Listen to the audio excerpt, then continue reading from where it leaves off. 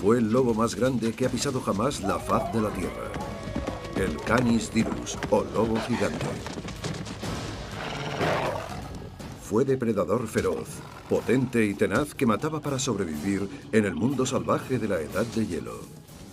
Este lobo cazaba en grupo y fue uno de los depredadores más imponentes del Pleistoceno.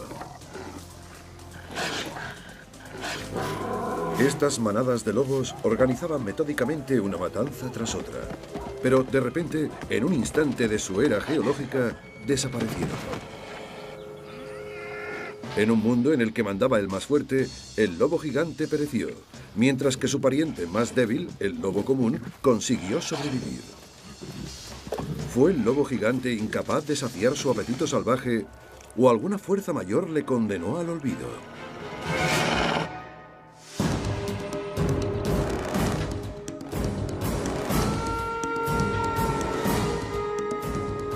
Lobo gigante. Los Ángeles, la ciudad de las influencias y el poder de Hollywood, donde el hombre es un lobo para el hombre. Sin embargo, hace 10.000 años, por estas calles caminaba un depredador muy diferente. Fue al final de la glaciación, en una era llamada Pleistoceno. Los últimos glaciares estaban en retroceso y la Tierra daba cabida a una variedad extraordinaria de mamíferos. Desde la era de los dinosaurios, 65 millones de años antes, no vagaban tantos animales de gran fuerza y tamaño por todo el norte del continente americano. Había perezosos del tamaño de un oso y mamuts de más de 3,5 metros de alto. Estos monstruos eran presa de los carnívoros, como el oso de cara corta y el dientes de sable. Si retrocediésemos 10.000 años en una máquina del tiempo, veríamos que Norteamérica era una pesadilla animal. Es el mundo del lobo gigante, un cánido que cazaba y mataba en grandes manadas de 30 individuos o incluso más. Era un cazador implacable y un carnívoro capaz de abatir presas 10 veces mayores y de enfrentarse a depredadores mucho más grandes. Al igual que un miembro de una banda callejera, tenía que luchar lo que le correspondía en la Edad de Hielo. Derrotarle era imposible, porque contaba con la resistencia, el aguante y la ferocidad necesarias para ahuyentar o agotar a sus oponentes. La tenacidad ayudó al lobo gigante a sobrevivir durante más de 100.000 años. Aunque hoy en día, lo único que queda de él son huesos. Fue en este lugar donde fueron hallados los restos de este espécimen en los pozos de alquitrán de la Brea, en el corazón de Hollywood. Esta caldera negra es el sueño de cualquier arqueólogo. Descubiertos hace más de 100 años, estos pozos de alquitrán constituyen el mayor depósito de huesos de la Edad de Hielo del mundo. Se han desenterrado más de 1 millón de huesos de 231 especies de animales prehistóricos. Lo que hace tan especial a este lugar es, por supuesto, el alquitrán. Este fluido negro y viscoso no solo conserva los huesos, sino que es una de las trampas más letales para animales de cuya existencia haya constancia. Durante la época en la que vivió el lobo gigante, el alquitrán en estado líquido rezumaba hasta la superficie desde miles de metros de profundidad. Al llegar, se enfriaba y formaba una capa negra y supuestamente inocua. Pero con el calor del verano, esta corteza se derretía y el alquitrán volvía a su estado pegajoso, atrapando a los animales que vagaban confiados por la zona. Esto explica por qué en estos pozos se han encontrado más de 200 ejemplares de caballo y 300 bisontes. Pero sobrepasando en número a los herbívoros, por una sorprendente cifra de casi 10-1, están los depredadores. Esto se contradice con la naturaleza, donde normalmente los herbívoros superan a los depredadores 10-1. Los científicos creen que los depredadores oportunistas, como el lobo gigante, atacaban lo que parecía una presa fácil. Pero enseguida ellos también se veían atrapados en el alquitrán. Esto ocurrió innumerables veces a lo largo de los siglos. Depredador y presa atrapados en alquitrán, de los que solo quedarían sus huesos ennegrecidos. Para la mayoría esto solo sería un amasijo de huesos, pero para el ojo de un experto representan un mapa que muestra los senderos por los que estas criaturas caminaron en vida y el camino que les condujo a la muerte. A 4,5 metros bajo la superficie, lo que corresponde aproximadamente a 40.000 años, se hallan los huesos de varios animales, entre ellos el lobo gigante. El nivel de conservación es excelente y la diversidad que hemos encontrado en ese lugar no tiene parangón. Justo aquí, expuestos en el fondo, tenemos una serie de cuadrículas en las que hemos encontrado vértebras de un oso de cara corta. Y justo aquí tenemos el húmero de un lobo gigante, el hueso superior de la pata delantera del que gotea alquitrán. Una vez los investigadores han descubierto, limpiado y juntado los huesos, encuentran el cánido más grande de la historia. El lobo medía 1,5 metros del hocico a la cola, 60 centímetros de alto y pesaba hasta 70 kilos. En latín se denomina Canis dirus, pero se conoce como lobo gigante. Su nombre es más que adecuado, ya que evoca a un depredador amenazador que acecha desde el horizonte. Es, con diferencia, la especie más común que se ha encontrado en las excavaciones de La Brea. Se han descubierto más de 3.500 individuos. En cambio, solo se han hallado 2.000 dientes de sable. Los expertos creen que el gran número de huesos del lobo gigante demuestra que eran animales sociales, que quizá formasen manadas de 30 individuos o incluso más. También sugieren que estos lobos tenían un talento especial para la supervivencia. Comparemos 350 lobos gigantes con 15 de sus parientes más cercanos de la Edad de Hielo, el lobo común. Los lobos gigantes habían dominado a los comunes durante cientos de miles de años cuando, de repente, desaparecieron. Sin embargo, el lobo común consiguió sobrevivir. La anatomía de ambas especies nos descubre el porqué. La anatomía suele marcar el destino. Nos cuenta la historia de cómo sirvió a un animal o a una especie durante un período de tiempo prolongado. Y la anatomía de los mamíferos del Pleistoceno nos aporta muchos datos acerca del comportamiento de estos animales.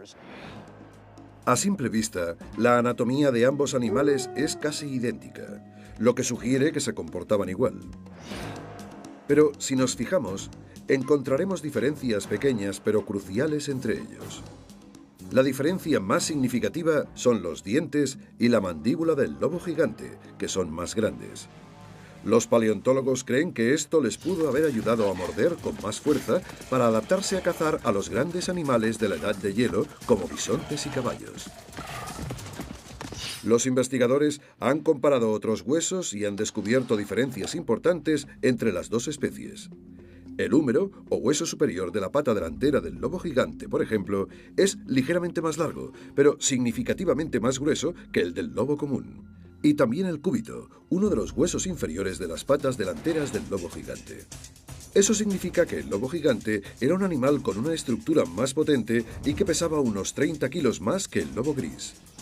Los huesos del lobo gris, más ligeros, sugieren que era más elegante y probablemente más rápido.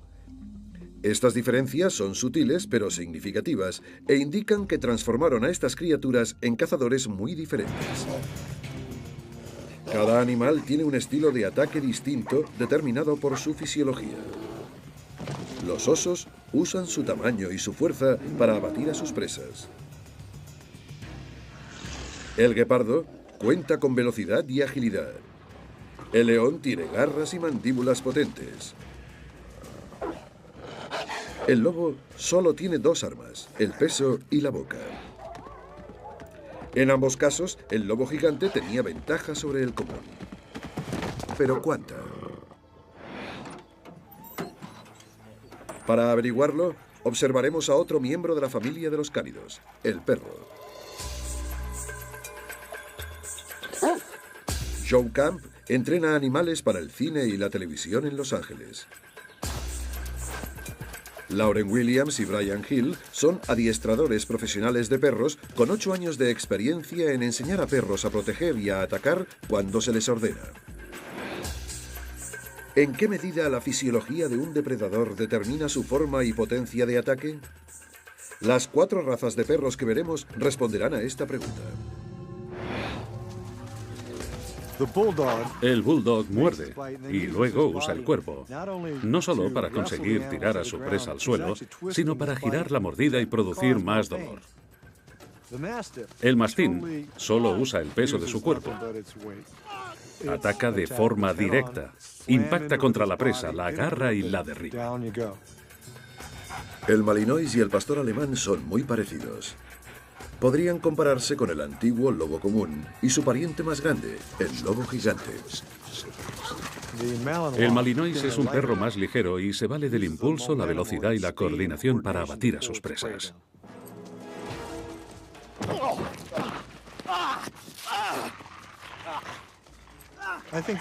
Creo que el pastor alemán combina las mejores características de las demás razas. Se lanza hacia la presa cogiendo impulso.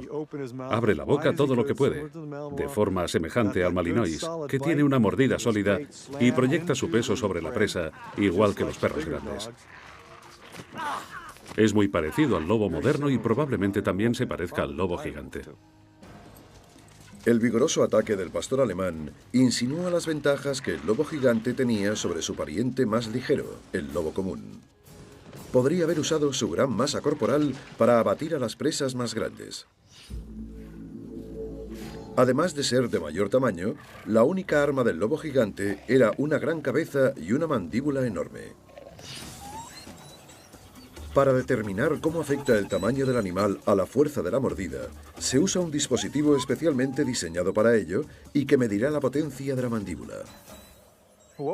Aquí tenemos un aparato digital que cuantifica la fuerza del mordisco.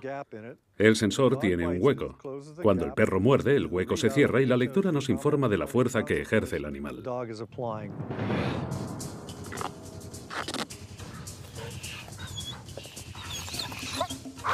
Se atrae a los perros para que muerdan el dispositivo y así medir la fuerza de la mordida. Enseguida se hace patente la relación entre la fuerza del mordisco y el tamaño de la cabeza. Por ejemplo, la cabeza del pastor alemán es solo un poco más grande que la del malinois, pero su mordida es mucho más intensa. Buen chico. 1,95. Ha llegado a 1,95.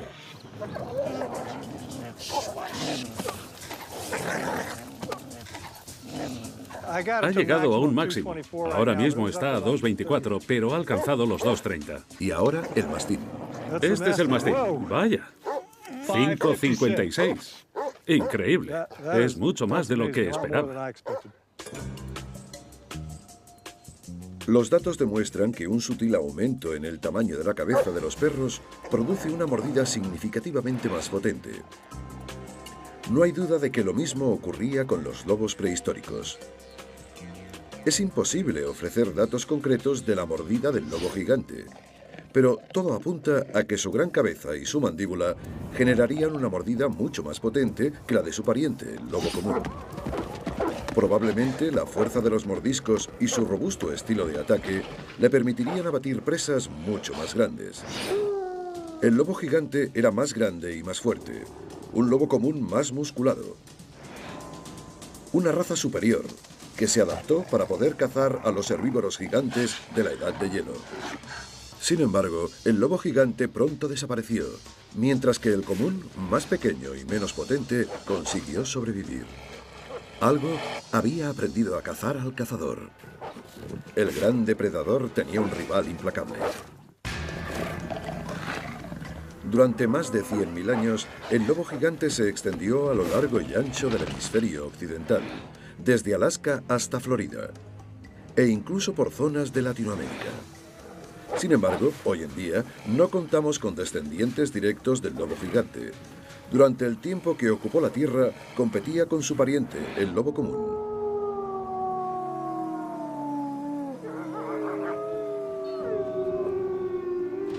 El Canis lupus, denominación latina del lobo común, es hoy prácticamente igual que hace 10.000 años.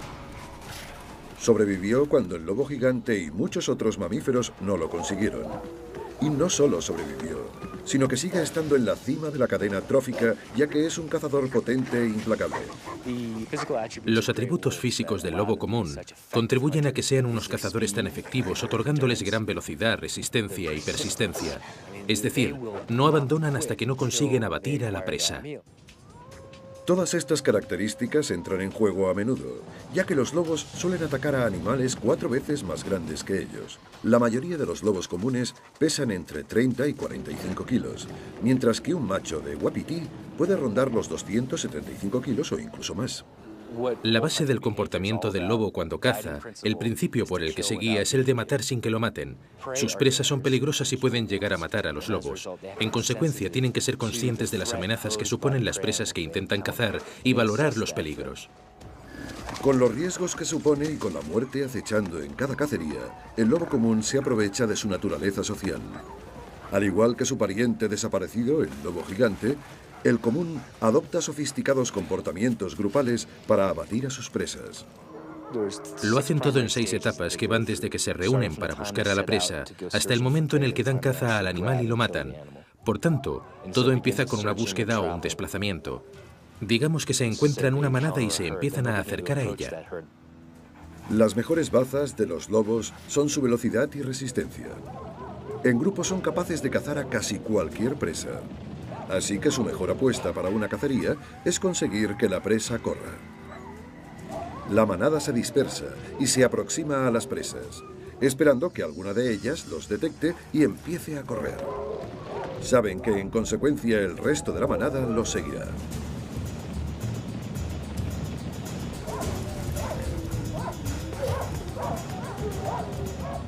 Los uapitis tienden a huir en grupos y en múltiples direcciones, pero los lobos también los persiguen en múltiples direcciones, buscando entre la manada al individuo más vulnerable. Aquí podemos observar el talento del lobo común. Posee la insólita capacidad de localizar a un individuo dentro de una manada que puede estar o bien herido, enfermo o simplemente ser demasiado viejo para escapar. Cuando el wapiti débil se localiza, los demás lobos de la manada dejan de buscar y se unen a la persecución de las presas vulnerables. Donde quizá había empezado un lobo solo, de repente aparecen unos cuantos más y todos corren tras el mismo wapiti. Cada miembro de la manada usa su velocidad y resistencia para que el wapiti corra sin parar. La persecución sin tregua agota a la presa y los lobos se acercan para matarla. Y justo en el momento exacto, con el apoyo de la manada, el macho dominante se aferra a la presa.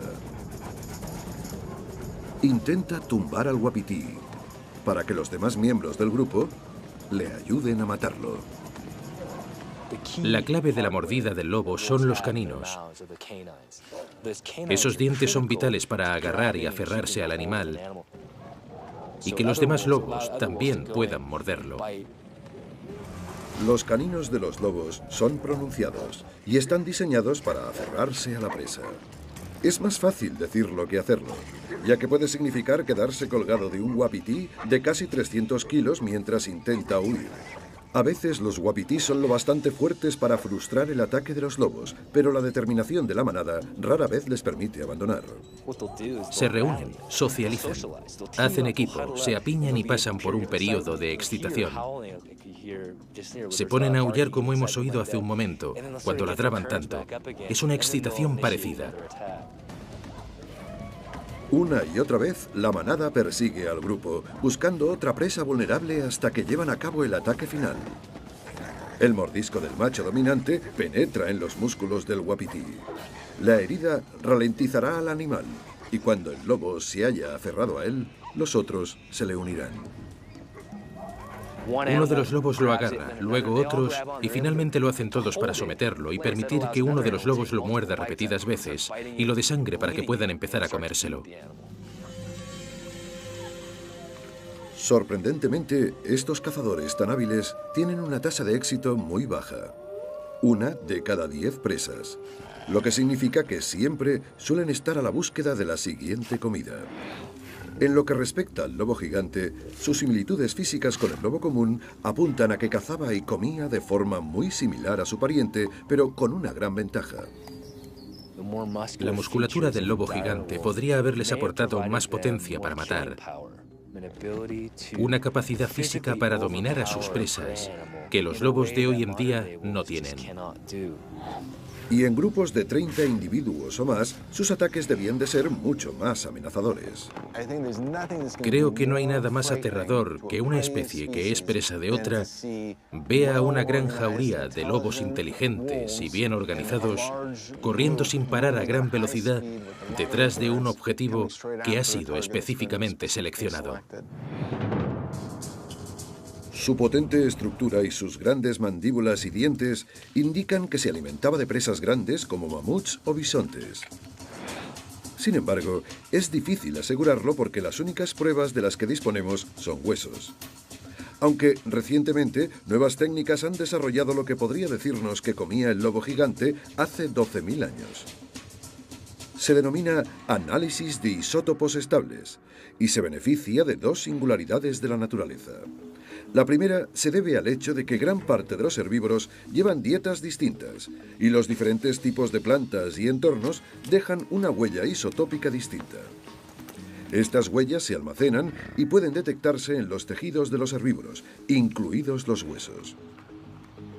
La segunda singularidad es que cuando los carnívoros se alimentan de estos animales, las huellas se transfieren y quedan atrapadas en los huesos de los carnívoros.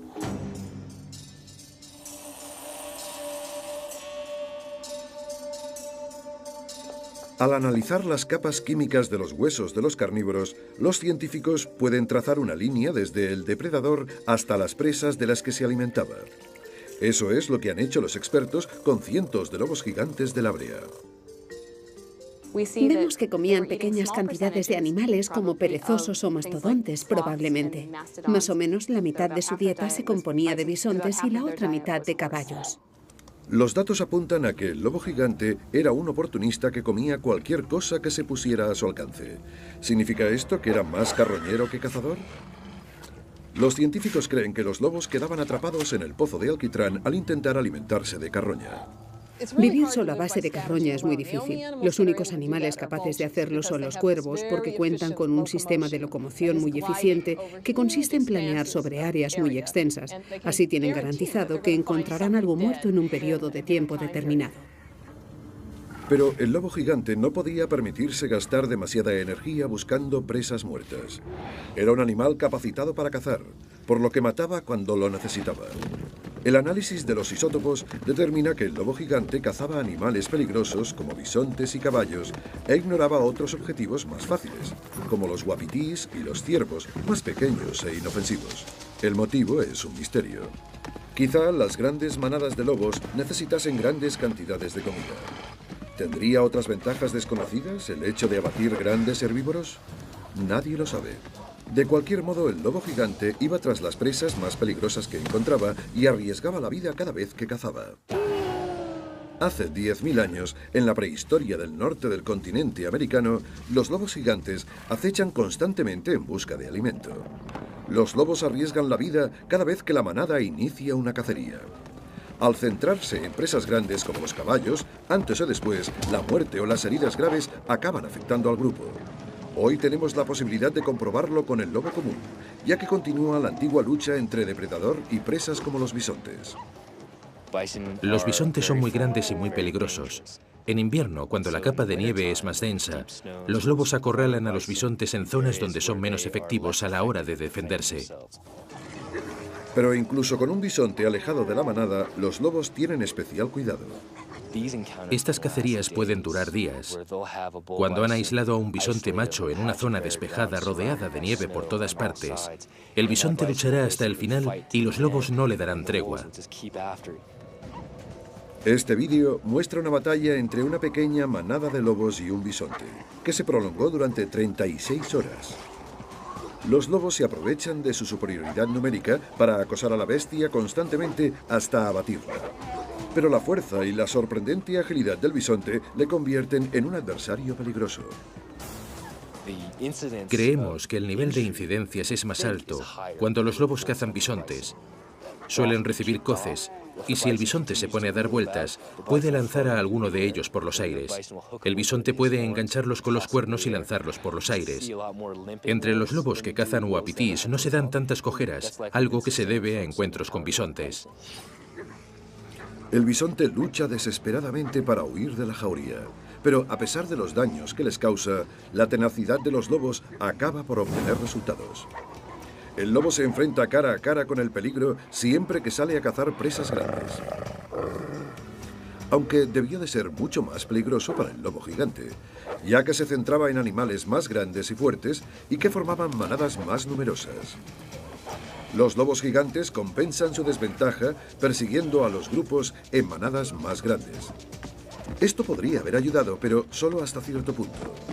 Aunque el lobo gigante se organizase en grandes manadas cuando llegaba el momento de atacar, el macho dominante estaba solo y con su vida en la cuerda floja.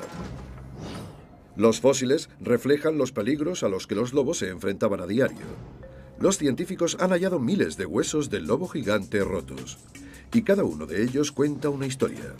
Investigando un poco, descubriremos no solo las amenazas a las que se enfrentaban los lobos, sino detalles íntimos de su vida en la manada. Esto es un ejemplo de una herida bastante grave que afectó a un animal durante un tiempo. Son un cúbito y un radio, los huesos de esta parte del brazo. Un cúbito normal estaría así, y el radio sería un hueso separado. Parece ser que este animal recibió un golpe o sufrió una lesión que le rompió uno o ambos huesos, que ahora están fusionados, lo que probablemente le produjese agarrotamiento y dolor al moverse. Una fractura como esta, que parece resultado de una coz de alguna de sus presas, le habría obligado a cojear con solo 3 patas. Incapaz de cazar con el resto de la manada, seguramente sobreviviría a base de los restos de presas muertas. Que este lobo viviese varios años es testimonio de su resistencia y de algo más. Es el primer indicio de un asombroso comportamiento de la manada. Contrariamente a los lobos comunes de nuestros días, es probable que el lobo gigante cuidase de los suyos. Encontramos otros signos de este comportamiento único ocultos en los huesos rotos de esta calavera del lobo gigante. Este cráneo sufrió traumatismos graves y es muy diferente a otro cráneo dañado. Normalmente, el cráneo de un lobo es suave y simétrico y las aberturas de los ojos son redondas. Comparamos este con el cráneo de un lobo que sobrevivió a un traumatismo grave causado por un objeto contundente. Parece que este lobo fue pisoteado por un caballo o un bisonte. El impacto le fracturó el cráneo, le dislocó un ojo y le produjo daños cerebrales graves. Pero por extraño que parezca, no fue eso lo que mató al animal. Lo significativo es que el hueso se regeneró y cubrió la herida, lo que indica que el lobo vivió al menos 6 meses más tras el traumatismo. Además, el cráneo, junto con otros que también sufrían heridas graves, se halló en el pozo de alquitrán. Esto sugiere que los lobos no murieron a causa de las lesiones, sino que cayeron al pozo mientras buscaban alimento. Las lesiones, aunque no son mortales, sí son lo bastante graves como para que el lobo sobreviviese por su cuenta. Para muchos expertos, esta es una prueba adicional de que los lobos gigantes no solo vivían en grupo, sino que también cuidaban los unos de los otros. Sin embargo, las cicatrices de este mismo lobo gigante muestran que la vida en la manada no era todo cooperación. De hecho, era un modo de vida duro y cruel. Hay marcas de mordiscos. Hay una justo aquí. No sé si la veis. Está aquí. Y luego hay otra que se corresponde justo aquí. Esto es un mordisco que se realizó desde aquí. Los mordiscos son un signo de agresión entre los lobos gigantes, posiblemente dentro de la manada. En el rancho La Brea encontramos muchas marcas de mordiscos de lobos gigantes a los propios lobos gigantes. Estas marcas reflejan un comportamiento que puede apreciarse a menudo en lobos comunes. En estas manadas suele establecerse una jerarquía muy estricta. El macho y la hembra más fuertes y fieros del clan asumen el papel de pareja alfa. En la manada hay una lucha constante por el dominio que suele desembocar en violencia, a menudo mortal. Vemos que tras la cacería, los lobos protegen su posición en el orden jerárquico. Gruñir y morder son las formas más simples de reafirmar su dominio. Este mismo comportamiento puede verse reflejado aquí, oculto en los huesos de los lobos gigantes. Podría constituir una prueba de que las manadas de la prehistoria no solo eran violentas, sino que su vida no era tan diferente a la del lobo moderno. Las diferencias entre el lobo gigante y el común se reducen incluso más si tenemos en cuenta que ciertos huesos han desaparecido de todo lo que se encontró en el pozo de alquitrán. Los investigadores creen que los lobos gigantes hallados en la zona quedaron atrapados mientras cazaban en grandes manadas. Si eso es cierto, cabría esperar que se encontrasen lobeznos que cazasen con los lobos adultos y, por tanto, una cantidad significativa de huesos jóvenes en los pozos de alquitrán. Sin embargo, curiosamente, entre los miles de lobos que se han descubierto, muy pocos son cachorros. Los expertos creen que la falta de huesos de crías del lobo gigante refleja el comportamiento social del lobo común.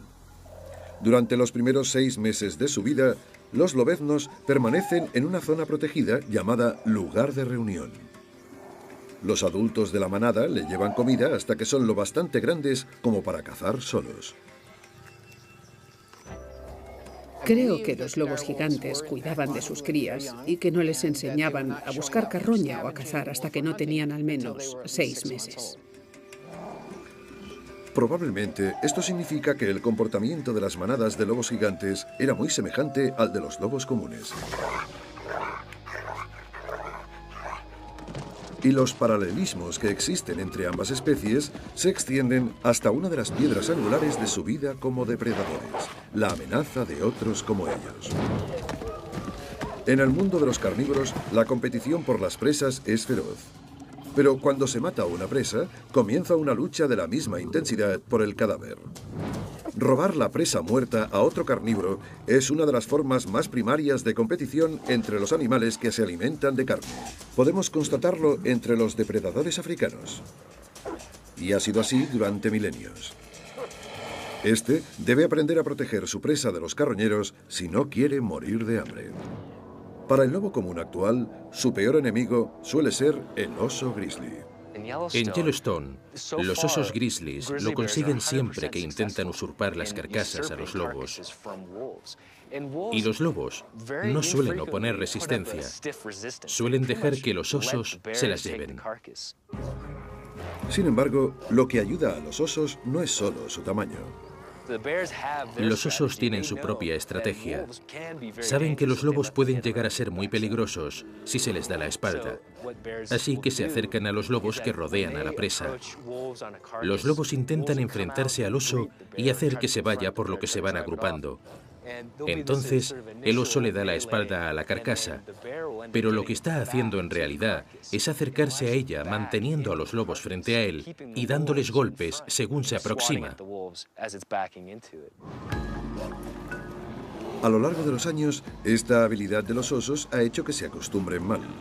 Suelen esperar a que los lobos cacen a un animal para arrebatárselo. Con el lobo gigante pasaba algo muy parecido, ya que se enfrentaban a depredadores temibles como el oso de cara corta y el dientes de sable. Su vida era una lucha constante para encontrar comida suficiente para la manada. La mayor parte de las veces, los lobos más pequeños evitaban implicarse en esa competición. Con toda probabilidad, practicarían eso que dice Bruce Lee en Operación Dragón, lo de el arte de luchar sin luchar. Eso hacían. Intentaban competir por las mismas presas, pero sin enfrentarse directamente con el esmilodón o con el oso de cara corta, que seguramente cazarían en la misma zona. Competían sin enfrentarse. Pero había ocasiones en las que el lobo gigante se veía obligado a enfrentarse con su mayor rival. Por desgracia para el lobo, las leyes de la naturaleza favorecen a las especies de mayor tamaño. En un enfrentamiento cara a cara, el oso de cara corta o el dientes de sable habrían estado en situación de ventaja con respecto al lobo. Esto dificultaba la vida del lobo gigante, que era más pequeño. Los grandes depredadores de la Edad de Hielo les atormentaban cada vez que conseguían abatir a una presa y amenazaban con dejarles sin alimento. Durante cientos de miles de años, en la Norteamérica prehistórica, el lobo gigante arriesgaba la vida para cazar a los grandes herbívoros que encontraba, pero no estaba solo. Por sus presas también luchaban algunos de los carnívoros más implacables y fuertes de la época. El oso de cara corta llegaba a medir casi 3,5 metros de alto. Era uno de los depredadores más intimidantes de la Edad de Hielo, capaz de enfrentarse incluso a las manadas más numerosas de lobos gigantes. A pesar de las tácticas agresivas de los lobos, el oso era un rival casi imposible de derrotar. Por suerte, la población de osos de cara corta era reducida y seguramente habría pocas probabilidades de que se encontraran. Sin embargo, parece que los conflictos por la comida y el territorio enfrentaban a las manadas de lobos con uno de los mayores depredadores de su tiempo, el dientes de sable. Este tigre era un depredador temible. Llegaba a pesar casi 300 kilos o más, era rápido, fuerte y sus pronunciados caninos le convertían en un adversario muy peligroso. Un lobo gigante por sí solo no era rival para un dientes de sable. Lo más probable sería que diese media vuelta antes de enfrentarse a él. Sin embargo, como miembro de una manada, se convertía en una presencia considerable y luchaba para proteger su territorio. Con superioridad numérica, la manada podía rodear al felino solitario y acosarle constantemente. Lo más probable es que se organizasen de forma amenazadora. Un solo esmilodón no puede mirar en todas direcciones a la vez, y aunque los lobos fuesen más pequeños, su número y la proximidad sugieren que habría enfrentamientos que era mejor no iniciar. El felino acababa marchándose para buscar comida en otro lugar. Las grandes manadas transformaban al lobo gigante, tan vulnerable en solitario, en un oponente temible. Formar parte de un grupo grande le daba otra ventaja, sutil pero importante sobre sus rivales: poder devorar a las presas rápidamente.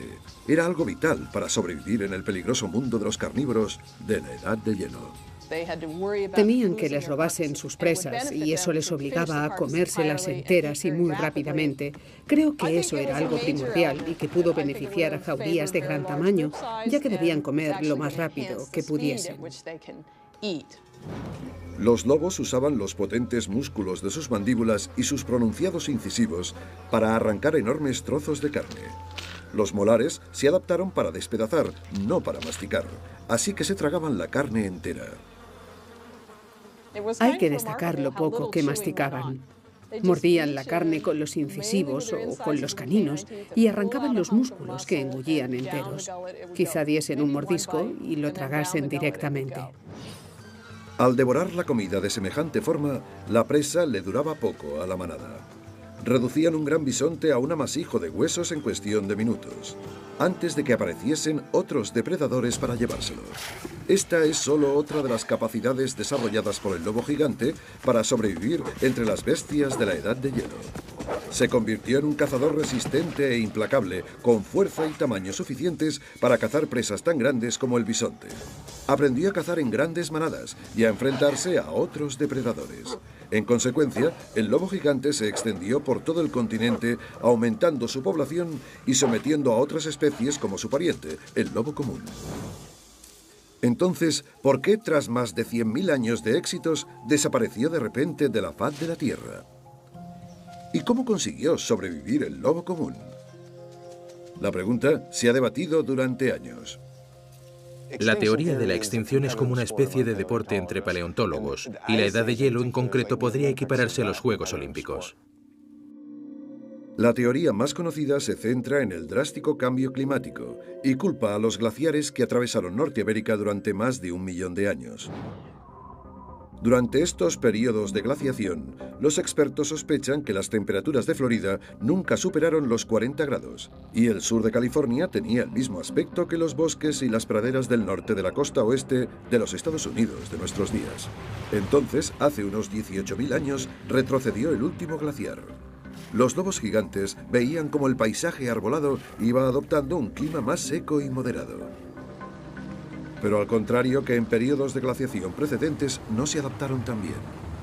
Una de las singularidades del Pleistoceno, hace 10.000 años, es que los animales tienen más espacios para ocupar y donde hay más recursos, pero no los aprovechan.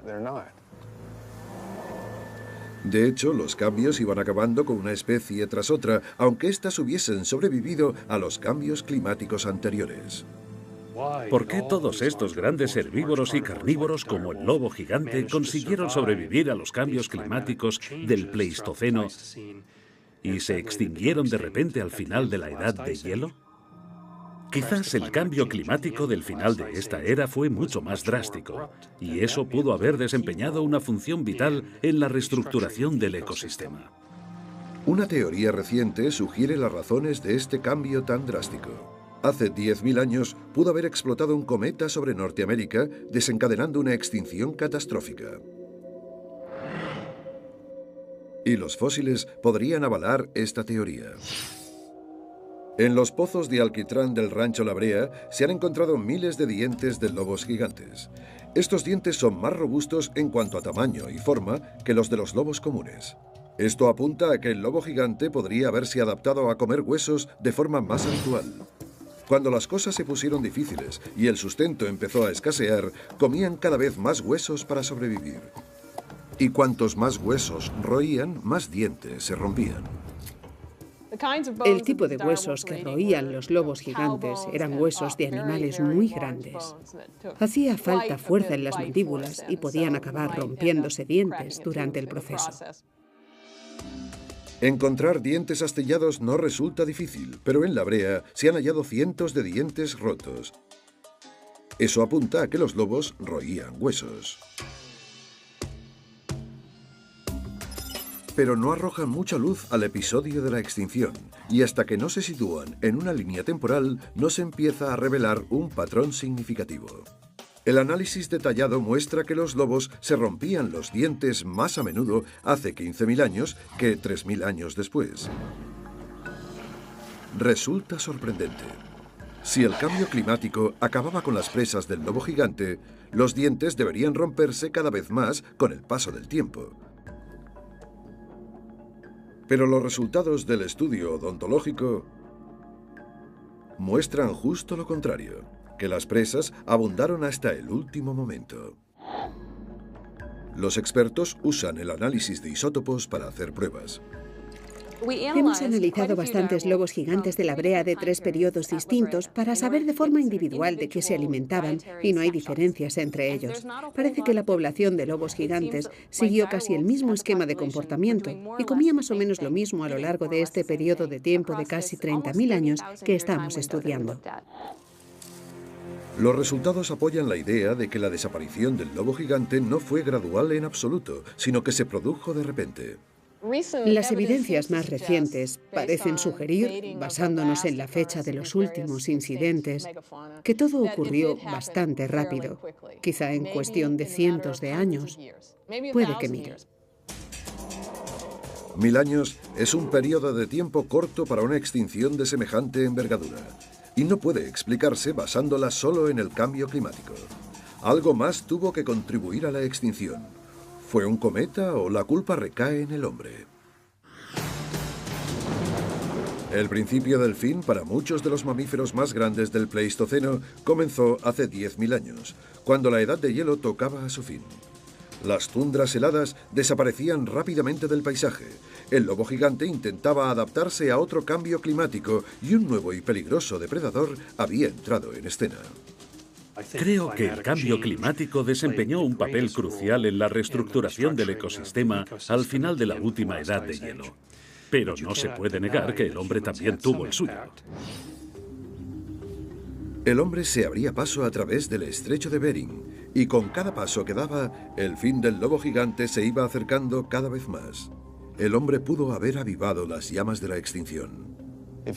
Si observamos los últimos 100.000 años, especialmente en esta zona de Norteamérica, los mayores colosos eran el hombre y el hielo, que afectaban a todo. No solo llevaban consigo armas, fuego y cerebros más desarrollados, probablemente también acarrearían otras cosas. Se cree que el hombre comenzó a cazar y a matar animales grandes de forma excesiva, mermando las fuentes de alimento de los carnívoros. Pero los daños no acabaron ahí. Una teoría nueva y controvertida sugiere que el hombre pudo haber llevado consigo enfermedades mortales a su nuevo entorno. Según el hombre iba invadiendo nuevos territorios y llevando consigo todo lo que traía, probablemente también arrastrarían enfermedades y seguramente tipo de infecciones o microorganismos que afectan a todo lo que entra en contacto con ellos. Es posible que eso acabase con las especies más grandes. Es posible que el hombre se cobrase un precio muy alto con los mamíferos más grandes. Si añadimos eso al drástico cambio climático, obtendremos un ecosistema entero que se ve obligado a adaptarse. Si sucediese lentamente, quizá muchos de los animales habrían sobrevivido. Pero los trastornos ecológicos agravaron las deficiencias de todos los seres vivos. Durante aquellos últimos años, el lobo gigante luchaba contra la extinción. La feroz competición con otros carnívoros se iba intensificando, ya que luchaban por las mismas presas que escaseaban cada vez más. Sin embargo, su pariente más pequeño, el lobo común, se adaptó a la situación. La familia de los coyotes podría sugerir cómo fue. El coyote, un depredador pequeño y semejante al lobo, tuvo un papel secundario durante siglos. Pero a principios del año 1900, el hombre casi acaba con toda la población de lobos de la zona del parque de Yellowstone, y el número de coyotes se disparó. Pronto su población fue suficiente para hacerse con toda la zona, expulsando a los pocos lobos que quedaban al exilio. En los años 90, Yellowstone se repobló con lobos y el coyote fue destronado como principal depredador.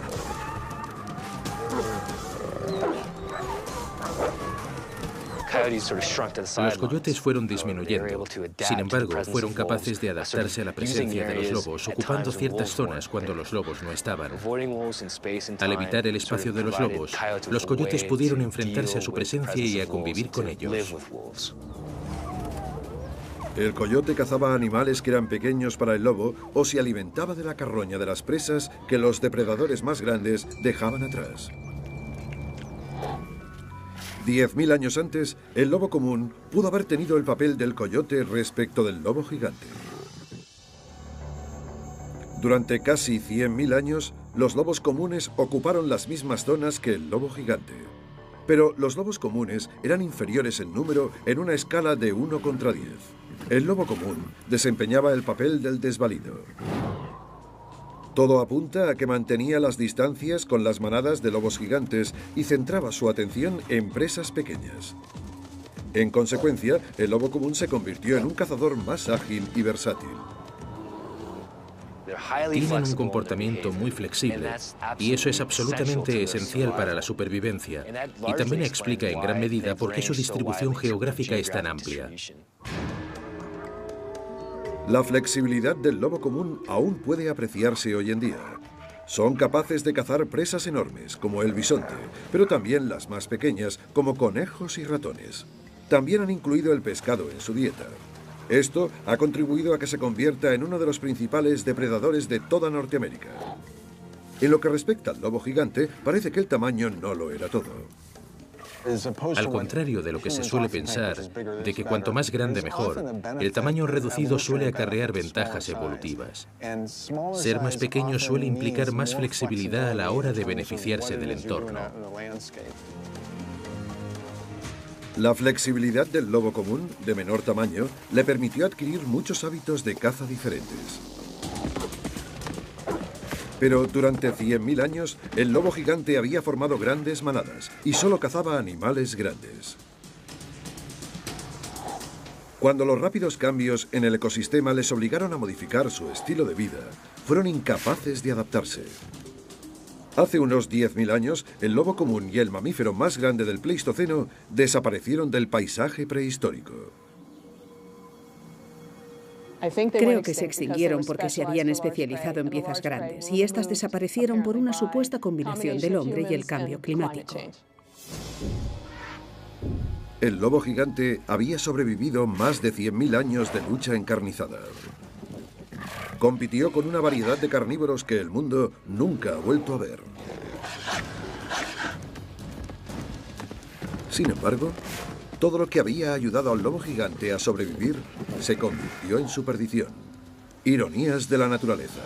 La fuerza, el apetito insaciable y el instinto asesino que le habían permitido abatir a las presas más peligrosas del mundo impidieron que se adaptase a la nueva situación.